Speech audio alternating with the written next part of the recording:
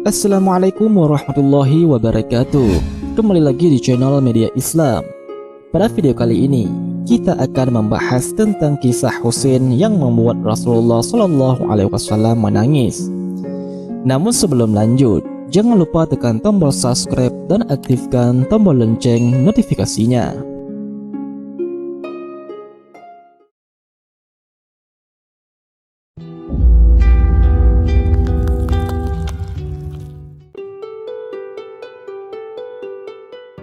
Sahabat media Islam rahimakumullah, air mata Rasulullah SAW tak terbendung kala malaikat Jibril alaihissalam datang membawa kabar duka tentang cucunya Husain bin Ali Abi Thalib.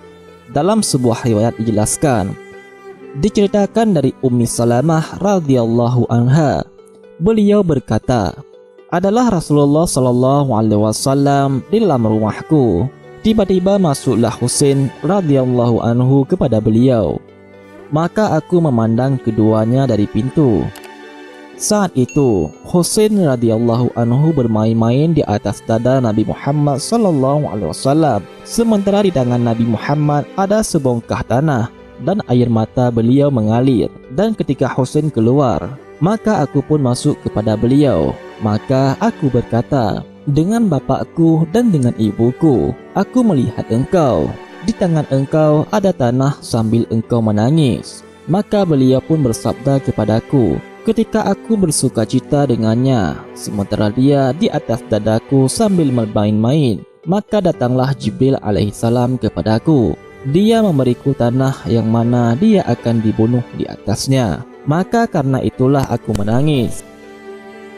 Dalam kitab Nurul Zalam karya Syekh Nawawi Al-Bantani diceritakan, sesungguhnya Rasulullah SAW memberinya sebuah botol yang di dalamnya ada tanah tempat dibunuhnya Husain.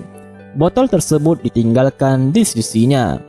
Hal itu adalah ketika Jibril mendatangi Nabi Muhammad SAW dan dia mengabarkan beliau bahwasanya Husain akan dibunuh di atas tanah ini. Dan dia memperlihatkan kepada beliau dari tanahnya bumi di mana Husain akan dibunuh di atasnya. Dan beliau pun mencium tanah tersebut seraya berkata, celaka Karbala.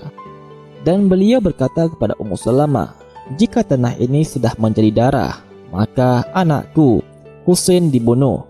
Dan ketika dilihatlah tanah menjadi darah, maka terperanjatlah Ummu Salamah dan berkata kepada budak perempuannya, pergilah engkau ke pasar, lihatlah ada berita apa di sana.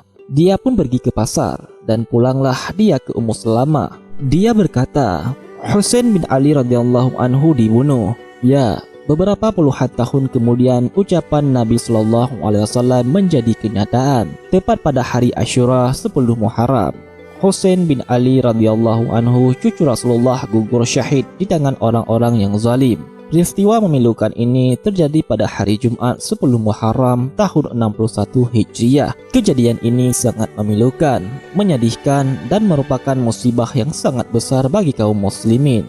Husain adalah putra Ali dan Fatimah, cucu Rasulullah yang sangat mirip dengan Nabi Muhammad SAW baik fisik maupun akhlaknya. Husain bin Ali adalah seorang pemimpin yang saleh, bertakwa, wara' dan zahid. Mengenai keutamaan beliau dan saudaranya, Rasulullah SAW bersabda, yang maknanya Al-Hasan dan Al-Husain adalah Said, pemimpin para pemuda di surga. Hadis riwayat Tirmizi. Peristiwa berdarah yang dikenal tragedi Karbala itu dilakukan oleh kelompok pro khalifah pada masa itu, yaitu pendukung Yazid bin Muawiyah. Menurut beberapa pakar sejarah, meskipun sebenarnya Khalifah Muawiyah tidak menghendaki tentang pembunuhan itu, peristiwa itu memang sangat kejam dan tragis bagi siapa yang merenungkan ataupun membaca kisahnya, sebab yang dibunuh adalah orang yang sangat dicintai Rasulullah SAW. Wallahu a'lam bishawab.